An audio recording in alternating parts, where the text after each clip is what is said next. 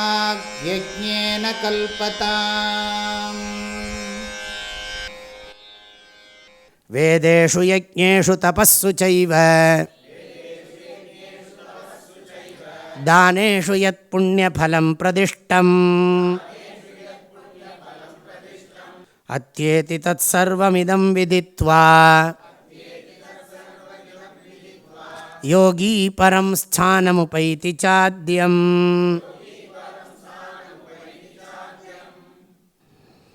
அதாவது இந்த 8வது அத்தியாயத்தை கேட்டவனுக்கு நிறைய புண்ணியம் புண்ணியத்துக்கு மேலான புண்ணியம் கிடைக்கும். நிச்சயமாக அவன் இறைவனை உணர்வான், அடைவான் என்று சொல்லி பலஸ்ருதி சொல்கிறார். இந்த ஸ்லோகத்தில் பலஸ்ருதி, 8வது அத்தியாயத்தினுடைய பலஸ்ருதி. வேதேஷு சங்கராச்சாரிய நன்றாக கற்கப்பட்ட வேதத்தினால் என்ன பலன் கிடைக்குமோ, வேதத்தை நன்றாக ஓதுவதன் மூலம் என்ன ஒரு புண்ணியம் கிடைக்குமோ அந்த புண்ணியம் இந்த அத்தியாயத்தினுடைய கருத்துக்களை அறிவதால் கிடைக்கும். இந்த 7 விஷயங்களை பற்றின ஞானத்தினால்ங்கிறார். சப்த பிரஷ்ன நிர்ணயத்வாரேண உக்தம் அவதாரிய அனுஷ்டாய அப்படிங்கிறார். இந்த 8வது அத்தியாயத்தில் 7 கேள்வி அர்ஜுனன் கேட்டிருக்கான். 7 கேள்விக்கும் பகவான் பதில் சொல்லியிருக்கார். இந்த விஷயங்களை ஒருத்தன் மனசில் வாங்கிண்டு அதை கேட்டு, அதான் சொல்கிறார் அவதாரிய அனுஷ்டாயன்னர், நன்றாக உள்வாங்கி கொண்டு அதை கடைப்பிடிக்கின்ற யோகியானவன் அப்படிங்கிற அர்த்தத்தில் சொல்கிறார். அவனுக்கு இது கிடைக்கும். அது மாதிரி வேதத்தை நன்றாக படிக்கிறது. யஜ்ஞேஷு சாத்குண்யேன அனுஷ்டிதேஷு, நல்ல உயர்ந்த நன்மைக்காக, நல்ல மேன்மையை அடைவதற்காக செய்யக்கூடிய வேள்விகளில் வேதேஷு யத் புண்ணியஃலம் பிரதிஷ்டம் அப்படி படிக்கணும். யஜ்ஞேஷு யத் புண்ணியஃலம் பிரதிஷ்டம்.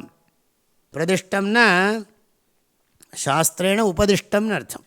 பிரதிஷ்டம், பிரதிஷ்டம்னா உபதிஷ்டம்னு அர்த்தம். எல்லாம் நான் கிராமர்லாம் சொல்கிறதில்லை, எல்லாம் சொன்னால் முடிக்க முடியாதெல்லாம்.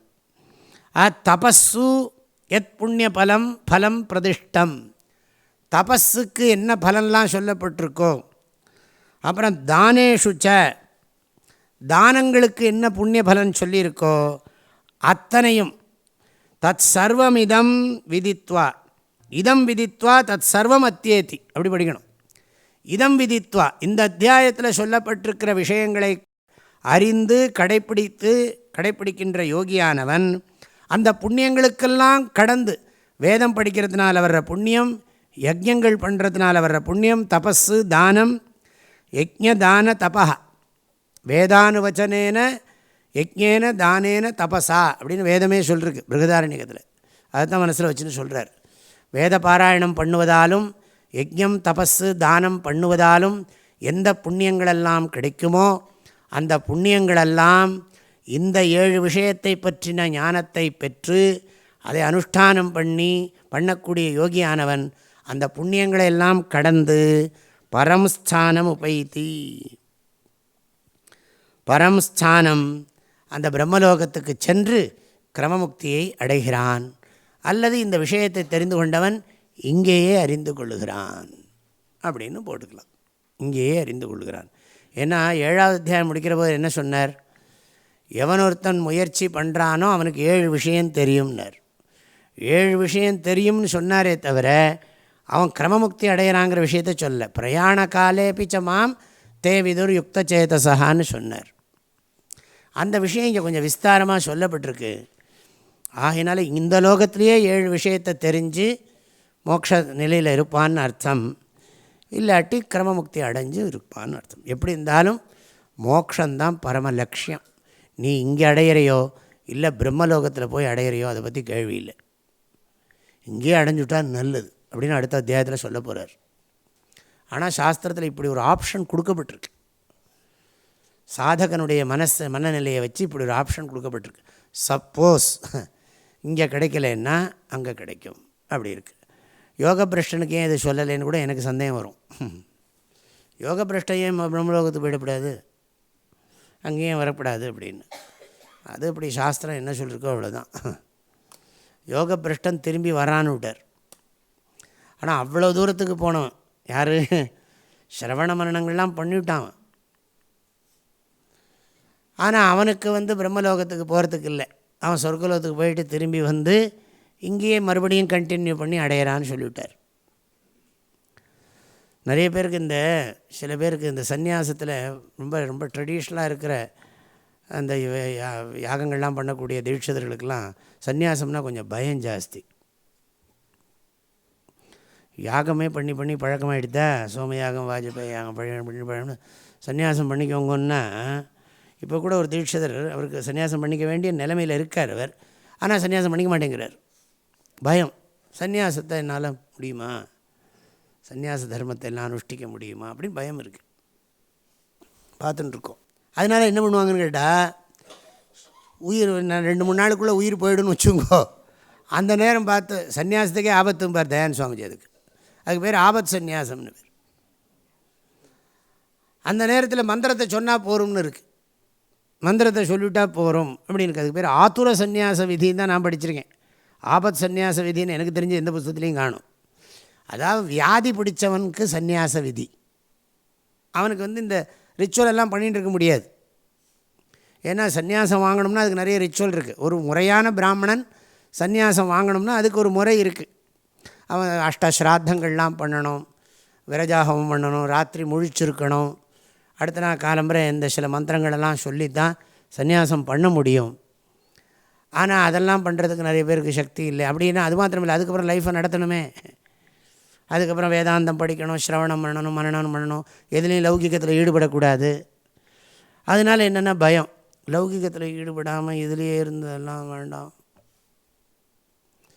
யாகம் பண்ணுறதுக்கு தயாராக இருக்குது, சந்நியாசம் பண்ணுறதுக்கு பயம். நான் பார்த்துருக்கோம். பயப்படுவா சன்னியாசம். சன்னியாசத்துக்கு தகுதி இருக்கிறவன் பயப்படுறான். அதான் ஆச்சரியம். சன்னியாசத்துக்கு தகுதி இல்லாமல் பயப்படுறதுக்கு இல்லை. சன்னியாசம் ஒரு ஆபரணம் மாதிரி ஆகிடுறது. ஆனால் சந்நியாசம் பண்ணுறதுக்கு பயப்படுறாங்க.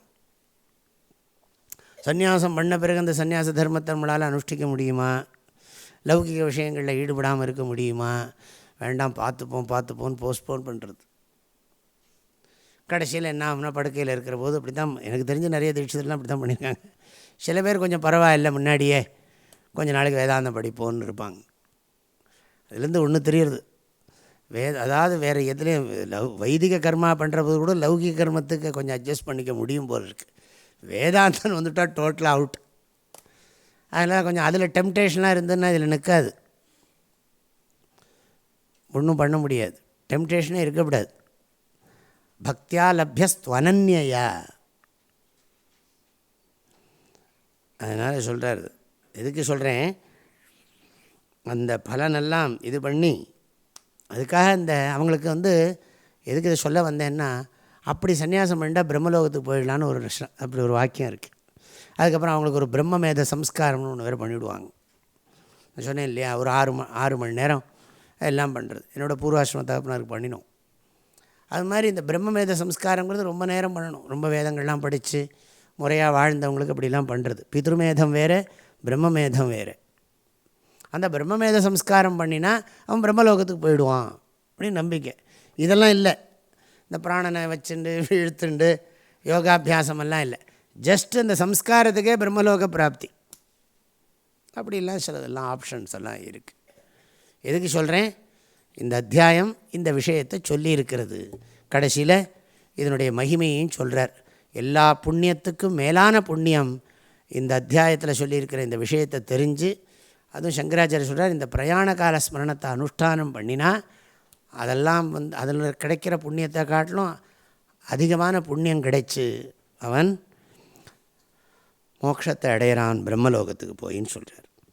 ஆக இந்த அத்தியாயத்தில் என்னெல்லாம் பார்த்துருக்கோம் சுருக்கமாக சொல்லிவிடுறேன், அப்புறம் இதை முடிச்சு விட்றேன். முதல்ல 2 ஸ்லோகம் அர்ஜுனனுடைய கேள்வி, அப்புறம் பகவான் 3-4 ஸ்லோகத்தில் 6 சப்தங்களுக்கு அர்த்தம் சொல்லிவிடுறார். 5ஆவது ஸ்லோகத்திலேருந்து ஆரம்பித்து 14ஆவது ஸ்லோகம் வரைக்கும் இந்த பிரயாண கால ஸ்மரணம். இந்த பிரயாண கால ஸ்மரணத்தோட விஷயங்கள்லாம் என்ன, கடைசி காலத்தில் பகவானை தியானம் பண்ணி கொண்டு இறக்குறவன் பகவானை அடையிறான், எதை நினச்சிட்டு இறக்குறானோ அதை அடையிறான். 6ஆவது ஸ்லோகம். ஆகையினால ஸ்வதர்ம அனுஷ்டானம் பண்ணணும். இதை சொல்லிவிட்டேன், உங்களுக்கு நிறைய தடவை சொல்லியாச்சு. ஆக 7வது ஸ்லோகத்தில் எனவே நீ ஸ்வதர்ம அனுஷ்டானத்தோடு என்ன தியானம் பண்ணு அப்படி சொன்னார். அப்புறம் அபியாச யோகம் சொன்னார். 9வது ஸ்லோகத்தில் ஈஸ்வர ஞானத்தை உபதேசம் பண்ணிருக்கார், ஈஸ்வர லக்ஷணம். அப்புறம் 10வது ஸ்லோகத்தில் இந்த பிரயாண காலத்தில் பண்ண வேண்டியது ஓங்காரத்தினுடைய மகிமையை சொல்லி 11வது ஸ்லோகத்தில் ஓங்கார மகிமை, ஓங்கார மகிமைக்கு ஓங்காரத்தினுடைய ஸ்வரூபமான பிரம்மத்தை பற்றி பின்னால் சொல்கிறேங்கிற பிரதிஜை இதையும் பண்ணுறார். அப்புறம் 12, 13 இதெல்லாம் சொல்லி அந்த கிரமமுக்தி சாதனத்தை சொல்லி முடிச்சு விடுறார். அந்த ஓங்காரத்தை உச்சரித்து கொண்டு சரீரத்தை விடுறது அதெல்லாம் சொல்லி, அப்படி பண்ணுறவனுக்கு நான் ரொம்ப சுலபமானவன் 14வது ஸ்லோகத்தில் சொன்னார். அப்புறம் 15லிருந்து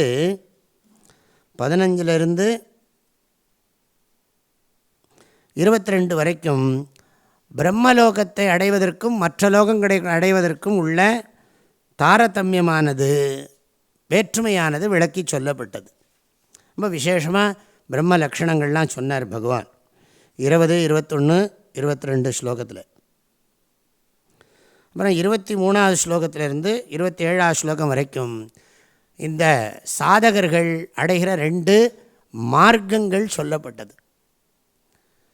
அதாவது கர்மிகள் அடையக்கூடிய மார்க்கம் ஆவர்த்தி மார்க்கம், இந்த உபாசகர்கள் அடையக்கூடிய மார்க்கம் அனாவர்த்தி மார்க்கம் என்று அந்த மார்க்கங்களை பற்றி சொல்லப்பட்டது.